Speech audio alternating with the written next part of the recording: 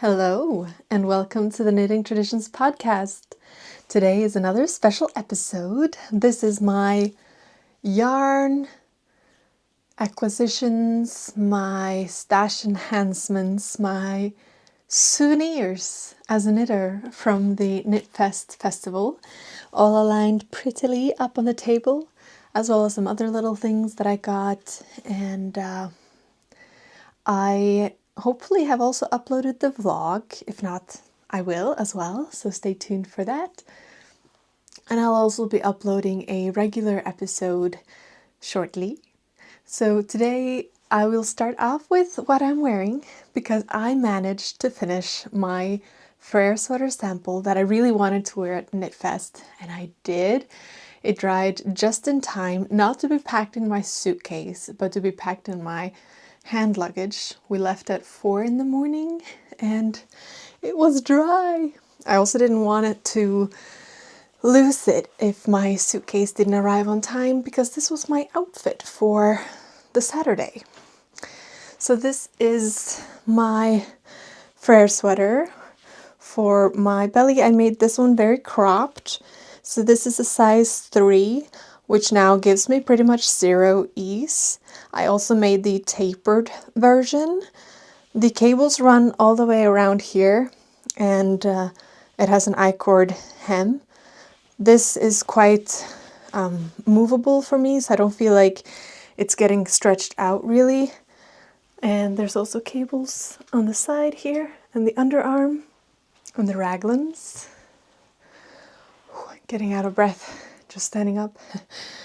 This, like I said, is a size 3, which currently is pretty much 0 ease, but it is so comfy. This yarn I definitely want to knit with again. I can show you. This is the alpaca sport. It's an alpaca, Suri alpaca and cotton blend sport weight yarn from Zakami. It's the blown alpaca fiber that's blown in by its baby Suri alpaca, which is blown into Peruvian Pima cotton. It's about 50-50% and 300 meters. Out of breath. I actually managed to knit the size 3 with the crew neck, the tapered body, the cinched cuffs, and a cropped body with 3 of these. So that is 900 meters.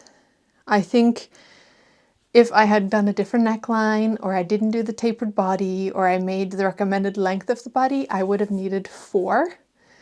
If I made the size up, I might have needed a 5th skein or not. I'm not completely sure. I think the combination of the like all the pattern has different options, so I picked all the options that uses the least yarn, allowed me to use less yarn than I have on my other samples. And also this is a sport weight, which means there is more meters to a skein than a DK weight skein is, but it behaved like a DK because of the blown yarn into the chain. It blooms quite a bit, so like there's no gaps or holes or anything. It's a very nice fabric, and it allowed me to get more out of fewer skeins. This is the Waterfall of Memories colorway, and it's definitely a lot brighter than what I usually wear, but I love this color. I wear this all the time. I think it looks best with light colored clothing, and I don't have a lot of light colored clothing. I have a white dress, which I wore at Knitfest, and I have some white silk pants that I'm wearing now. Slightly limited in my pregnancy with what fits, but yeah, no, I really, really love this color. It reminds me of Shrek, which is one of the great children movies I grew up with, but in the best way. So yeah, I managed to finish it just in time, and I wore it on the Saturday, and I flew down with my cousin, and on the trip down, I was knitting on these socks. These are the Eine socks, and I'm pretty sure this yarn is from Schoppelwolle, and it is a linen merino blend, non-superwash, in like a red wine color. And the pattern Eine is from Melody Hoffman, a French designer. And the night before flying, I managed to get this far in the sock. And then on the first flight, I got to about here, the second flight here, and then in the evening, I finished the toe. So they still haven't been blocked, but they have been worn, and they are missing the third color, which are going to be the branches or the little twigs that you can see there are knitted holes for here to, I think you use a crochet needle, but I'll have to check the pattern. But they're perfectly wearable without this detail as well. It's just a nice little lace then. But I do think I want to finish them off. So I'll throw those over there. Yes. And on the Friday, we landed quite early and we met up with Jule from Wool and Twine, which I follow on YouTube. She is a hand dyer using plant-based dyeing methods. And we had a really nice stroll throughout the city. We grabbed some good food at a restaurant called Hiltel. It's a different concept than what I am used to.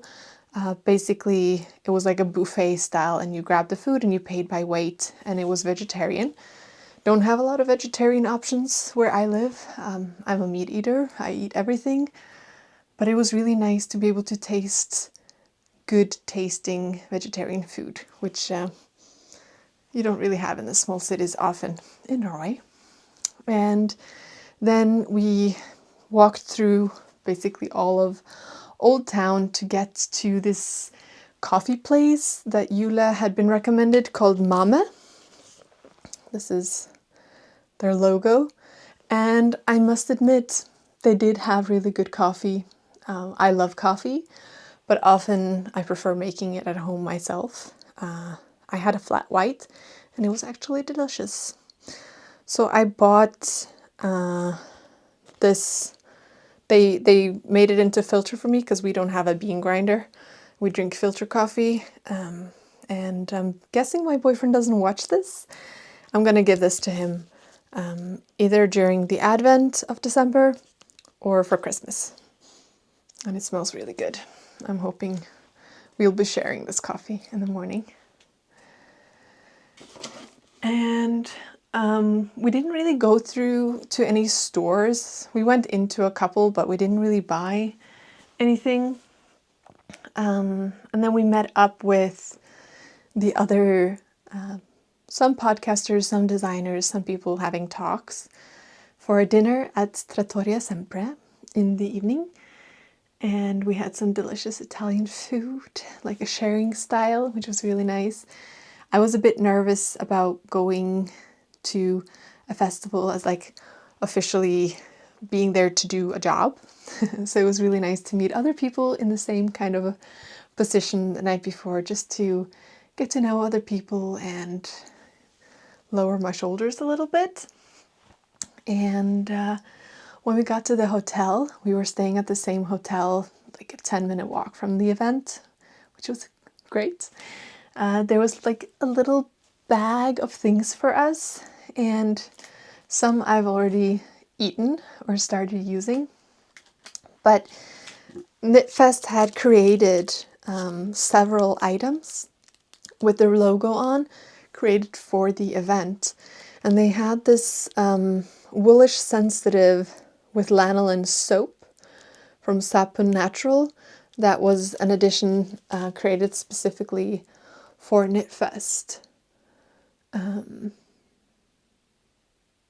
And it smells really nice. It's not a very strong scent, which I think could be really good for washing, especially like my baby knits and stuff. So I'm excited to try this one. And there was some chocolates and some specially curated like gummy bears for the event. And I've already eaten quite a few of these. I saved one of each to show you. And then there was a pin, which I've already put on one of my knitting bags, which I think is in the living room. And there was a little stitch marker of a little ball of yarn. Some stickers were also in there. I'm going to give this one to Nellie. She likes to play with stickers. And a really nice touch is that for our like admission slips that we were wearing at the event, they had printed our schedule on the back, which was very convenient. So on the Saturday, I had a meet and greet. So they had these glass boxes above like the main hall area. And I had a meet and greet so people who knew me from the podcast could, during this hour, come in and talk to me, ask questions. I told a little bit about myself. And then I had a live stream in one of the other glass boxes for YouTube. I sadly don't think that they will upload those videos. I think they were just for the live stream. It would have been nice to see the others at a later time. I didn't have the time during the event to look. But yeah, I did that for an hour. I was a little bit nervous because usually when I record, you know, I'm here at home with all of my things and I can just finish whenever I don't have anything more to say. So I was a bit nervous about not having enough things to say or getting nervous. So I definitely compensated by splurging on some yarns so that I had things to show. But I am not mad about it. This will all be beautiful things. And then the panel discussion was on the stage at the end of the day, which was also really nice. The seating area in front of the stage was packed, which was really nice to see. And then on the Sunday was a shorter day, definitely less people.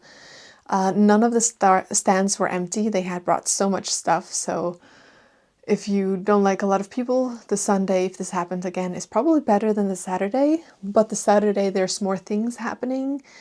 And the location was such a huge one that it did not feel claustrophobic at all. There was plenty of space to walk around and you didn't really have to squeeze past people to get to what you wanted to look at. And you didn't really have to wait any to go into a booth to look. So it was a really nice flow and lots of places you could sit down, food, drinks. Yeah, great. So we had this one. And there was a beautiful gift for Nellie. I'm gonna give this to her during Advent, I think. Sorry for the crinkles. I think this is a very Swiss thing, this little wooden cow right here, from Traufer, Switzerland. And I was really happy to see this. The funny thing is the cow is one of Nellie's two favorite animals. She loves cows and she loves foxes. So I think she will be very happy to receive this one, especially since it has a little bell. That's really fun. And then this was not in the bag, but I did buy another little, they had like a special booth for the sort of Knitfest created items that they were selling. They had bags, stitch markers, soaps. They could like print different logos on the different style of bags, backpacks, project bags, these kind of things. And they had a little like cookie cutout molds, is that what you call it? And they had a little sheep one. Now, I'm not sure how this will work for the kind of gingerbread cookies that I like to make, because I like them thick and soft, so the sheep details might disappear, but I just thought it was so cute. And I think we'll be making different kind of Christmas cookies with Nellie and my friends, so this will definitely get used. And they had, a local artist had created these little macrame stitch markers, and Marlene knew her, so I of course had to get one. This teal one, and they also had a like purple maroonish one. The colors of Knitfest was like blue and pink, and I thought the gold beads popped the best in this colorway. So I got this as a little Knitfest souvenir as well. And then I got one set of stitch markers at the festival. It was mainly yarn booths, and then they had extra like nice little things like trying a knitting machine, massage area, color analysis, and a lot more. I saw these little stitch markers, and I love the fact that they were combinations, so you could both use them as like the regular stitch markers, but they also come with clips, so you can use them as progress keepers without being too heavy. And the little pine cone and acorn, I had to get this. So these were the only other stitch markers that I bought. Other things, I'll do the little things first, and then we'll get to the yarn, okay? On the Saturday after the event, there was a dinner. So those of us who were working at the festival were invited, and other people could also come to the dinner. They just had to book a ticket. And it was at Mama something, right next to the train station at the Oerlikon, which is where our hotel was as well. And they had put little sheep on our plates with a magnet on the back. And someone left without theirs, so I brought one home for Nellie as well. Now, we don't have a magnetic fridge, but we have other things that she could stick these onto, so I thought it was really nice. Cute little detail. And then I received chocolate from several very generous viewers of the podcast, and I must say most of the chocolate has already been eaten because I am pregnant and it's hard to restrain myself. So, but I did manage to take some home, so I didn't eat all of it. So I got this little chocolate, which is apparently very common to eat in Zurich, and also these mini caramel logs. I've never tried any of these before, so that's going to be nice to try. I got a little notepad, some beautiful letters of people who wrote something for me, which meant a lot. And I bought a lot of cones from a stand. And as a thank you, they gave a little gift for Nellie. I dragged the other podcasters over there as well, trying to bring them to the dark cone side of the world. And these are some hand knitted socks in wool and nylon, size 26 to 28. So Nellie is about a 22 now, so I think next winter these will be perfect for her, and they feel really nice. So this is from the Lovi market. I'm not sure if I'm saying it correctly. I also had a really nice talk with the people at the Lang yarn stand. They were a sponsor of the event, so they had a section where you could sit down and try their different yarn blends, and they kindly gifted me this ball of yarn to try at home. I've not knitted with a lot of yak in my past. I think I have knit with one yak blend for socks, I think, and it's so nice. So I'm really excited to try this out. It's a merino and yak blend, 50% non-superwash merino, no, 70%, and then 30% yak. not my usual color, so I think whatever I knit up with this will probably be a gift knit. But yeah, really nice and soft. I'm excited to try it out. And then I think we have gotten to the yarns. Okay. During my acquisitions, I also have a new whip to show you. But I think we will just start. I'll try to do like a chronological, what did I get and what did I go back to get more of. I think that will be a good way to do it. So first yarn.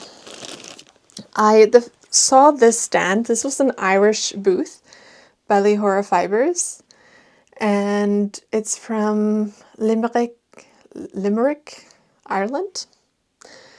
And they had some really nice moody like green and browns, and I was instantly drawn in. They also didn't have a very like overpacked booth.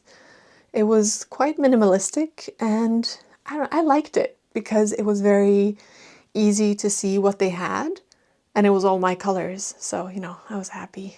I was actually drawn to an unspun like braid that they had, but I don't really spin, so I decided to get a skein instead.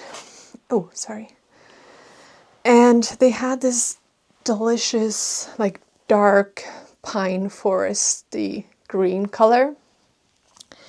And having just finished my other socks, I was thinking, oh, it would be really nice to have another dark, moody pair of socks.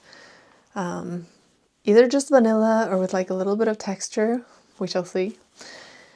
And I really love this one.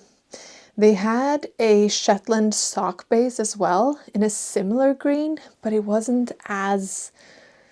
like this green was even better. And this is the BFL and Romney fingering base. It's 100% Irish blue-faced Leicester and Romney wool, 350 meters to 100 grams in the color Eire. I don't know how to pronounce that. And we haven't quite decided on a name for baby number 2 yet, but we are considering Eire, which is an Old Norse name for the god of healing. And it's short. I think it can be pronounced in several languages. And since it starts with an E, it's in our family tradition, we are then naming it after Matthias's mom, whose name is Eva. So, to be decided. But since Eire and Eire is very similar, I felt like it was a sign that this needs to come home with me. And I asked her if this could be used for socks, and she said that it is advertised as a base that can be used for socks, but probably the Shetland sock base is even better. I don't usually have a problem with wearing holes in my socks, so I think this should be fine, but it's also soft enough that I think it could become a hat or a neck piece. So TBT. And then I think the next place I made an acquisition might just have been this stand. So this was a stand close to the entry area. I am sorry to have forgotten the name of the stand. I think it's a store from Switzerland. They carried different brands of yarn. That's why I think it wasn't like a hand-dyed stand. They had some gorgeous 100% yak wool, but it was lace weight and quite expensive, and I wouldn't want to knit with a lace weight for a garment, so it was just really pretty to look at. But they did carry a yarn that I have heard a lot of great things about. I watch a lot of podcasts, and I've heard several talk about this Juniper Moon Farm. This is not something I find in Norway, so my goal was to try and find things that's not accessible to me. And this is pure extra fine baby alpaca, Ecotech certified, mulesing free, Harriet Base by Juniper Moon Farm. And it's made in Peru by Itessa for Knitting Fever and Euro Yarns, Bayview, New York, USA. So American based, I think. But there's also listed some EU and Germany addresses on the back. Anyways, I had heard great things about the Juniper Moon Farm. I don't remember who. If you know any other podcasters who've knit with this, I would be very interested to see, because I haven't quite decided what I want to make. I want a white garment in my wardrobe. So I have my Frere, but it's more of a cream, but I keep grabbing it because I want a lighter colored garment to go with some of my outfits. But I really do want more of like a white one. Now this isn't like superly bleached white, but it's definitely more white than cream.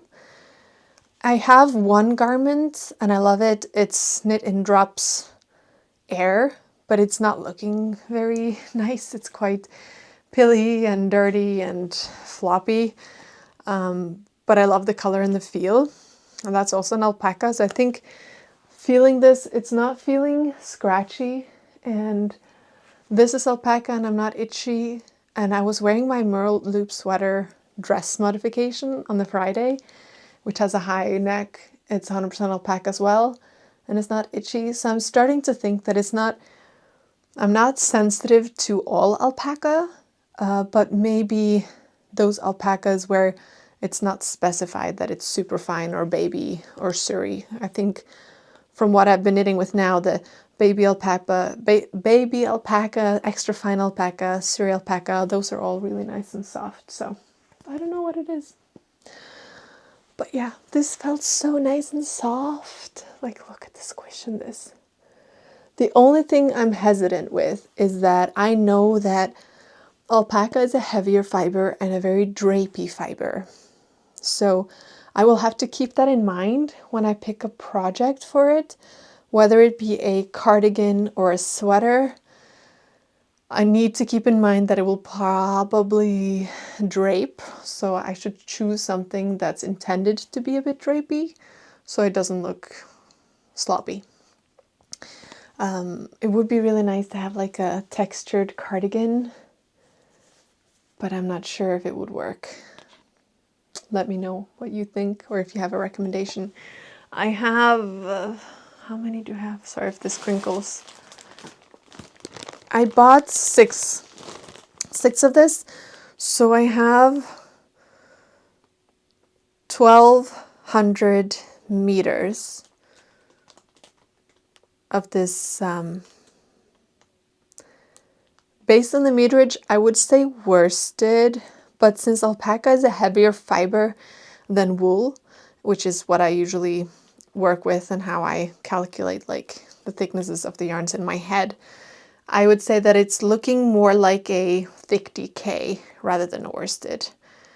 Yeah, so beautifully soft, love the white, really want this to be an item that I will grab all the time. I don't want it to be color work, I want it to just be plain white. A little bit of texture or cables is also fine.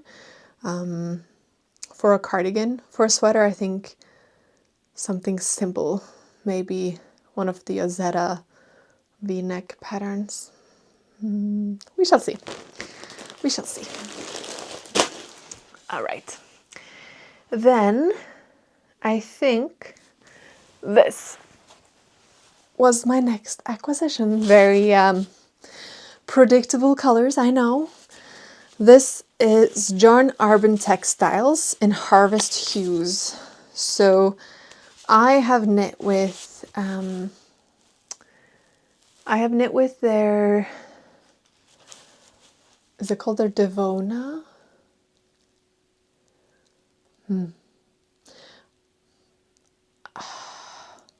Silly me not remembering the base name. But I've knit with one of their skeins before, and I made a hot water bottle cover. And I loved both knitting with it and the heatheredness of the yarn and how it felt. I've also tried some of their mini, like undyed natural sheep wool bases. And I've been wanting to try more. I really like the concept of John Arbon textiles. But it's really nice to be able to feel them live, because I had been eyeing the apple door base online, beautiful like heathered colors, but feeling it live, it was a lot more, I wouldn't say itchy, but it was harder and more rustic feeling than I thought it was going to be. And then I felt this one, which I, in my head, thought would be the opposite, and it was actually really nice and soft for a rustic yarn, that is. And the colors were just everything. I had a really hard time deciding. My cousin was trying to help me. And the idea for this is I'm thinking of doing a hot water bottle cover with color work, with like a muted color work. This is not very high contrast.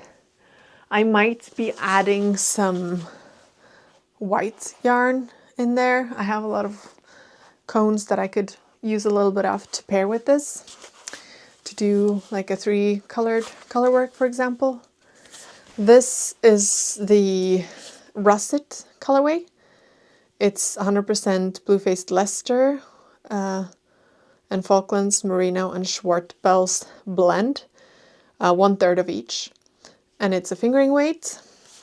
And this is the same base in the color Peat. And it's just, it has a really nice, subtle, heathered color. So they've dyed the wool and then spun it up, is what it looks like.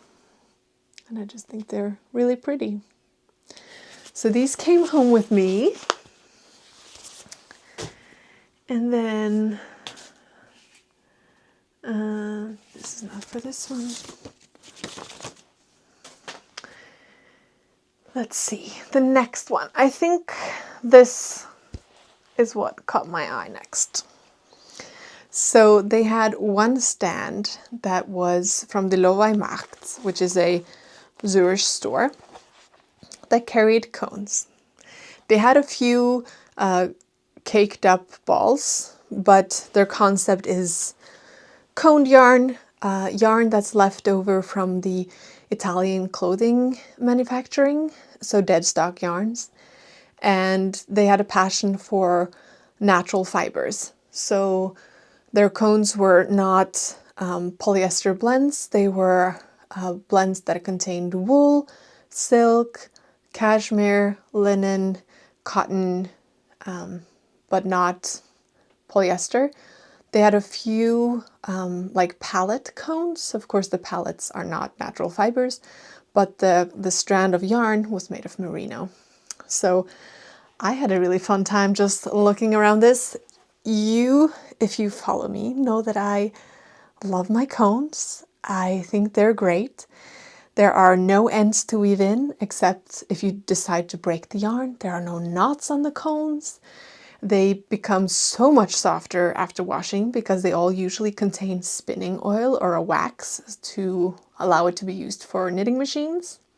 So if you like it when you feel it, you're probably gonna love it when it's washed. And it's affordable, so you get a lot of yarn for the price.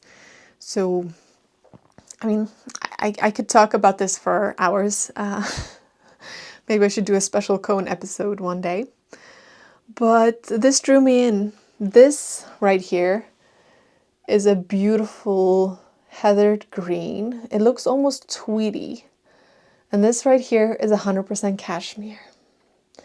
And so my love of cashmere at Knitfest began. I bought this one cone. It's 530 grams. And it's called the Luxus yarn, which is 100% cashmere. And it's 275 meters to 100 grams. So that's a thin DK to a sport weight. right? And it cost 119 francs. So there was a lot of beautiful hand-dyed yarns where one skein would cost above 30 francs. So for 3 skeins, which would have been 300 grams, I got 530 grams of pure cashmere. So a little knitter's math right there. And this came with me. And I think my cousin was knitfluenced as well. If you're ever knitfluenced by me, you can blame Inga, that's fine. And I also got another one, 100% cashmere as well. And this is just the nicest, soft, fluffy yarn. This is the Art 1D. It's 170 meters to 100 grams. And it's like a brushed single ply situation. I'm assuming this will probably pill. I don't know. I talked to the women working at the stand. They had knit with this before and said it was amazing for garments. I didn't ask about this one. There was only 2 cones of this. I bought one and my cousin bought the other one. And I just want to have so many things in this. It is like a fluffy cloud. And going into December, wouldn't it be amazing to make a Christmas like nisselue hat for Nelly, where the brim, the white brim, is made of this fluffy cashmere? Or would that be a waste of cashmere to put it on something she'll grow out of? I was also thinking, yesterday this popped into my head because it's really cold here now, a hot water bottle cover in the fluffy cashmere. That I would probably just snuggle that instead of sleeping. But I do think I have enough here to get me a garment, because I have 540 grams of this for 135 francs. 170 meters to 100 grams. Do you know, is this worsted or bulk or Aran? Maybe it's Aran. To me, it looks like a DK worsted, but I do think it's gonna bloom quite a bit. Being a single ply brushed, I think it's gonna like fill out. So could probably get away with knitting it on larger needles to definitely get a garment out of it. But the looser the gauge, the more pilling. So I will have to have a think about it.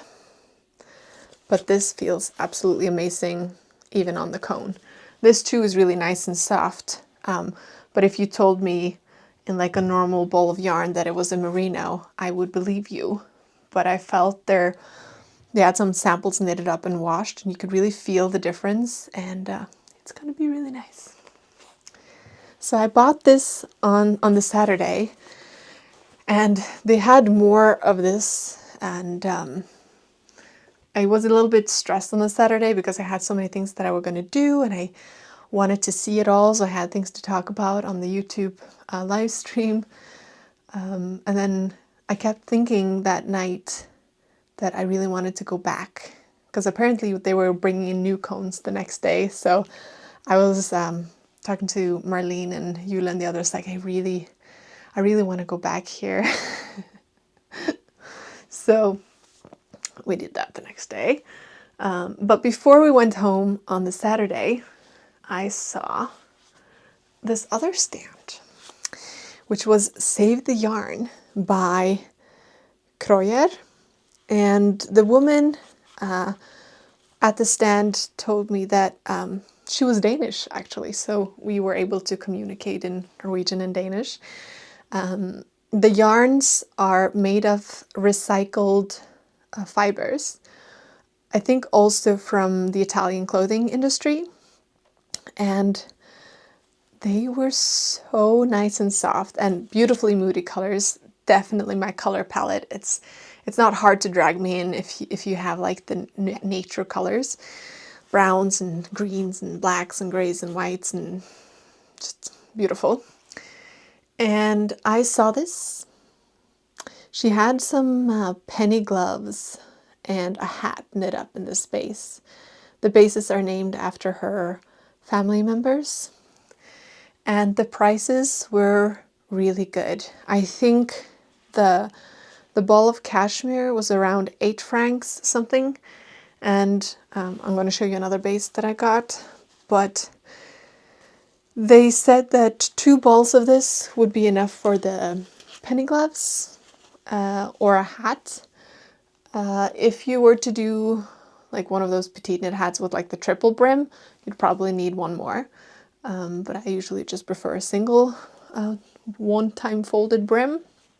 So I bought 2 of these Dorte 100% cashmere, where at least 51% of it is recycled, 90 meters to 25 grams, the color 2753. And I got this to make a hat for myself because I really want to have this nice green. I have one green hat and I wear it all the time, but it's in a very chunky yarn, and it would be nice to have something not as chunky. So I bought this, and then this brings me to my next acquisition. After finishing off the socks on the Friday evening, I frantically cast on my next whip, which I had taken with me from Norway to knit up, which is the Amy slipover that I was going to knit in this color combination. This is Sunday and Tin Silk Mohair from Sandnesgarn, which are the recommended yarns for the Amy slipover. And I had 3 balls of each. And I, as you see, had just cast on. But then I saw this color at Save the Yarn. This is the Matilda base, which is 100% extra fine merino, 180 meters to 50 grams in the color 1079. And I don't know if it's my hair color right now or that I was wearing this color. I just felt like this suited me better. I don't know. I didn't do the color analysis, so I don't know. But I felt like I really felt drawn to this one. And it is so soft. It feels like cashmere. So I had to save this yarn. I had to. And I did some quick math in my head because the Sunday, which you need 3 of for the pattern, I believe is 235 meters and this is 180. So instead of getting 3, I got 4 of this, which should be the same length.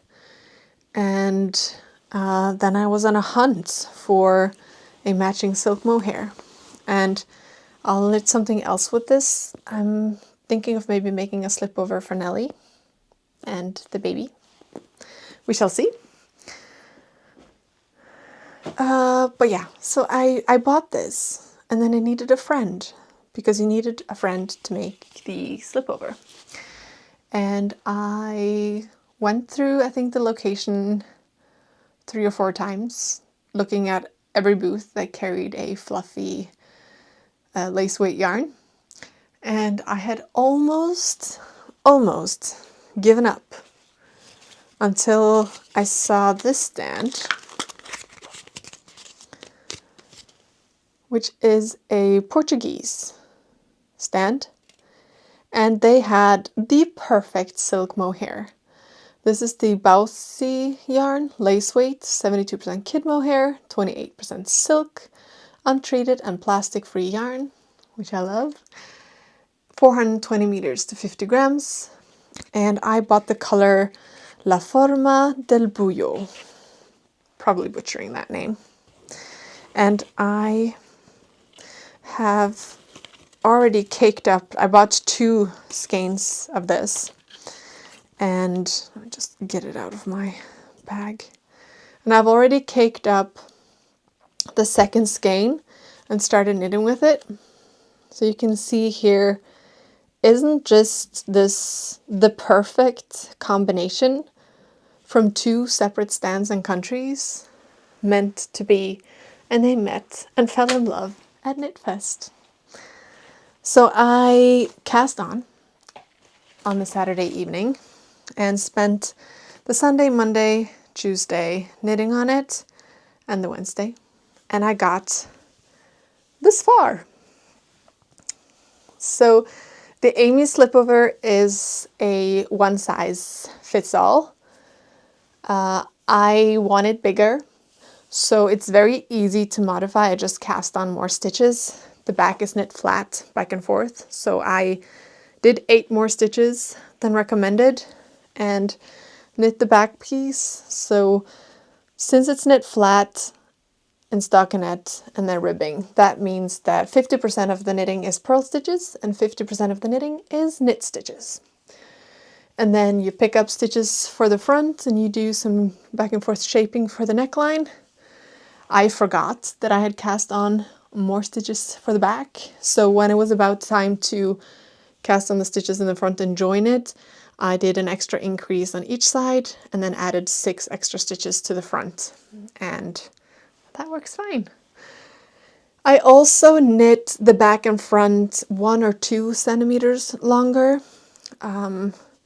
I measured it against my first version, which I knit in unspun from Hillesvåg and a silk mohair, and that one is a bigger gauge, so it's a bigger garment, and I just love the look of it more than the other 2 that I have, which are more per pattern.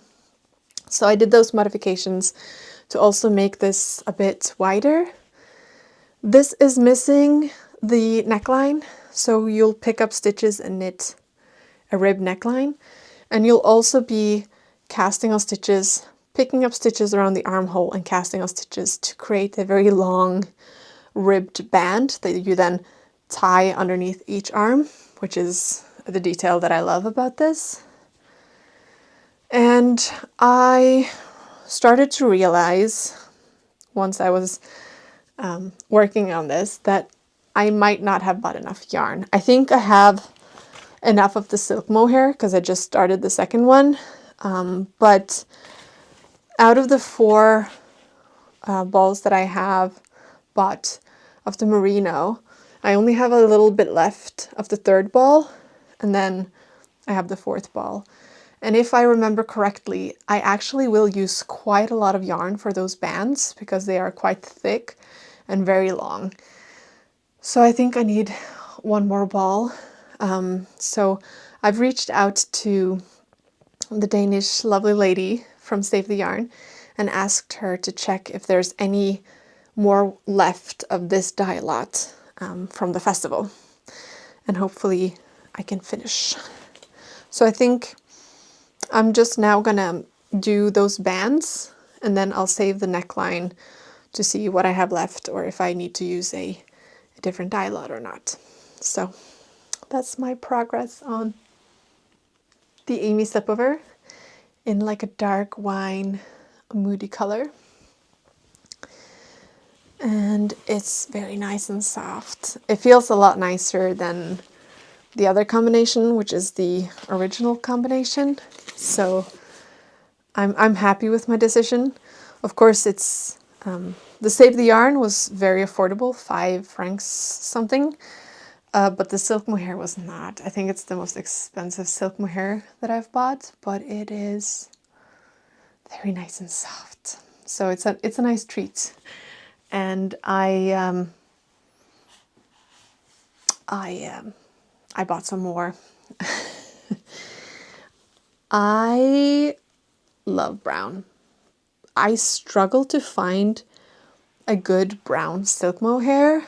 I like to combine yarns when I knit. I very rarely knit with the recommended yarns for patterns. And sometimes adding a strand of silk mohair can make you go up a yarn weight. It creates less pilling because the strands wrap around each other. And it can just give a really nice effect with a bit of fluff as well. And then I saw this one, and it was everything that I've been looking for in a brown silk mohair. I think it's hard to see on the camera here. I have two browns that I love. I love the natural woodsy brown, and then I love the coppery rusty browns. And this is both. The silk core of this has like the ultimate rust color, and then the fluff are those dark, more moody, woodsy brown. And it just, I needed it. This is also the Bousy yarn, 72% kid mohair, 28% silk. And this is the color Cuyo Bruno. Look at this. Look how gorgeous. I might just need to knit up a garment for myself in just silk mohair. That might just be what this needs to be. And I'll do some research to see if I can hold it double or if I will have to hold it single to have enough yardage for a garment. I did manage to knit the ranunculus at one point with just one skein, but that's quite a loose gauge and it was cropped and no sleeves. And I definitely want sleeves, and I don't think I want that loose of a gauge because I want to be just able to wear it over a bra and not see my bra. So we shall see. I knit another garment from Sannes Garn in silk mohair. That was on 3mm needles, and it was not the most fun thing. So I think ideally I would like to knit on 3.5 or hold it double on something thicker. We shall see. But beautiful, beautiful brown right there. Cuyo Bruno, right? Maybe I can just show you. And you can read it yourself and decide what this Portuguese name is. Come on. Yeah. So these little babies came home with me. And then I think, yeah. So that was the acquisitions on the Saturday. And then we went to dinner at the Mama something next to the train station. And I received another beautiful gift from a viewer, chocolate and a repurposed like secondhand bag and some beautiful yarns, which was so generous. This is Corina from the Wool Spinnery Vetch from Switzerland. It's a 2-ply, 80% wool, 20% nylon, 100 grams, 270 meters. These would make for some perfect socks, and I think that's probably what this is going to end up becoming. This is the label, Corina. And then these two beauties are also some Swiss yarns. This is the Loft 150 Lang yarns, made in Switzerland, anti-felting finished, 100% virgin wool, 160 meters to 100 grams. And I have 2 of this. So I think this is enough to make a garment for Nelly, perhaps. It's a really nice, like a woolly feel without being itchy. It's going to be nice and warm. So beautiful gift right there. And then I went home and I cast on, and the next day I felt like I had seen all of the stands during the Saturday, and it felt nice to be done with the major portion of work that I had to do. I had the Pearl Patrol on Sunday, so I walked around and interviewed people, and Knitfest will use that footage, hopefully, I think, to make reels and such.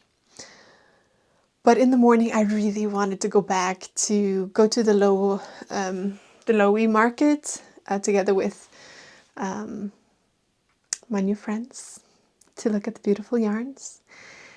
And I ended up grabbing this, again, another cone of the same yarn, because I want to be able to, one, not run out of yarn if I decide to make a big cabled garment where I might need a bit more than those 530 grams. And whatever I have left over would be gorgeous accessories, gifts, baby blanket. The options are endless. And I just really, really, really love this color, and thought it was a really good bargain. So this was 550 grams for 124 francs in the same Luxus yarn base. And I kept running over to the window with the cones to see it in natural lighting, because artificial lighting and natural lighting can make colorways look quite different. So I was at the window, and Norman came up to me. He was holding classes, and he was asking what I needed with all this yarn. But as I explained, this is for Nelly, this is for me, and this is for the baby. So, you know, in my head, that was a very good justified purchase. This other cone that I gravitated towards on the Sunday, I hadn't even seen on the Saturday. It's their Filati Naturali Art Tweed. It's 350 meters to 100 grams, so that is the same thickness as Finul, which I knit a lot with, and I have a lot of in my stash. And it's really nice yarn weight. I really do enjoy a sport weight because it's a thinner and lighter weight garment without being very thin, so it still, you know, knits up quite nicely. And this is 70% wool and then 30% silk for the tweed. And it doesn't feel very soft on the cone. I think the silk gives it quite a dry feeling, but it will soften up quite a bit with washing. They had a sample of this as well to feel. And my daughter is a lot more fair colored than me. She's blonde. I think she's a spring. And this looks really good on her. So this will become at least one sweater for her, and I will have plenty left over for other things as well. We'll see what her little sister will look like, if she will get something in this color as well. And yes, this was 490 grams for 36 francs. So there were other yarns there where 50 or 100 grams of the yarn would cost the same as this half a kilo of yarn. So you didn't need to say anymore. It had to come home with me. It was just that simple. And then I saw this as well. Now, this is 100% Burette silk made in Thailand. And they told us that this was cruelty-free. So that is really nice. And that it's quite similar to the Knitting for Olive silk. Like, it has that drier silk feeling. It's not like the super shiny and smooth one. And I have knit with that silk before. I made the like the lace dress body for a baby from Knitting for Olive. I don't remember the name. And Nelly got a lot of wear out of that. So I was thinking, if I get this cone, I can make another one for either for the baby or a dress for Nelly, and then the baby will wear the one that Nelly's grown out of. Idea. Or it would make a nice summer top for myself if I feel the urge to knit a summer top for myself. I don't wear my summer tops a lot. That's why I don't make a lot of them. I prefer my like animal fibers. But I thought this was a very interesting color. I'm not sure how it's looking on screen right now, but it's a greenish gray. So depending on the light, it looks either green or gray. So I thought it was very interesting. And this is 320 grams for 28 francs. The Burette silk is the name of this cone. 350 meters to 100 grams. So again, meterage-wise, I would say it's a sport weight, but silk is a heavier fiber, so to me this is looking like a fingering. Even bordering on light fingering. No, fingering. We'd say fingering. So these three came home with me, and my new friends also found some cones to take home. And then we went back to the Save the Yarn stand. I should have gotten another one of the merino, but at this point I had not really gotten any further than a few centimeters into the slipover, so I hadn't considered the fact that I didn't have enough yarn. But I really wanted more of this color because I'd been thinking about all the things it would be nice to have in this green cashmere, and 2 would be enough for a hat or like fingerless mittens. But if I were to knit a hat design, would use just a slightly bit more, then I might not have enough yarn. And then we were talking about how much you would need for a garment or a slipover. I think she recommended around 12 balls for a garment. And at this point I had definitely spent quite a bit of my money at the festival. So I felt like, okay, I don't need another cashmere garment. I just bought green cashmere yarn for garments. But it would be nice to maybe have a slipover. So I bought 5 more, which she said would probably be enough for a slipover. So then I have probably enough for a slipover and a hat. I might knit the hat first to see how much I actually need, and then with the leftovers do a slipover and just modify the length or width or whatever according to how much yarn I have. Or it could be a hat, a scarf, and mittens, or like a mini scarf. We shall see. We shall see. And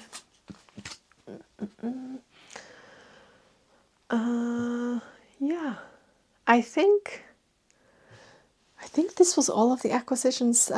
Plenty of acquisitions, if you ask me. All make my heart sing and all make me very happy. And it will make for really nice things for both myself and my family members. So if you enjoyed this content, please leave a comment, thumbs up, subscribe. I'll be releasing a podcast as well. After Zurich, my cousin and I went to France, to Strasbourg, and I got some more cones. So that will be in the regular podcast episode. I also went thrifting in Norway when I got home, so I have a colorwork cardigan that I'm going to mend and fix. And then check out the vlog if it's already up on YouTube, or if not, it's coming very shortly. All right. I hope you're knitting all the things that make you happy, and I will see you soon. Bye!